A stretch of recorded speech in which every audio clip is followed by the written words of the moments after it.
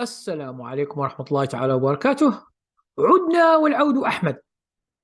موضوع اليوم هو قصيدة شعرية كتبها الشاعر اللبناني غصوب.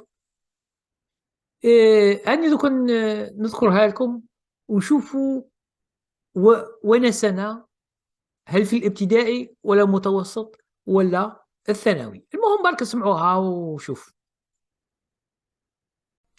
قصيدة أوراق الخريف للشاعر اللبناني يوسف غصوب.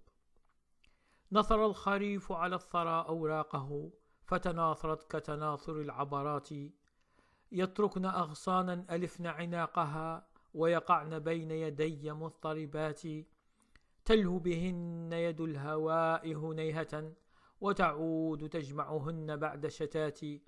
ونهضت أنشد في الصباح قصائدي، فإذا الصباح يغوص في العتمات، وسخط الأطيار أسمع شدوها، فإذا الطيور سكتن مكتئبات، وإذا الطبيعة وجوها متجهم عريت من الأزهار والبسمات.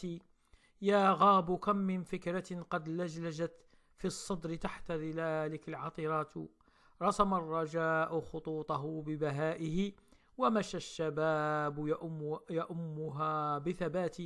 إن الخريف رمى أصول حياتنا بالحزن عند تساقط القطرات.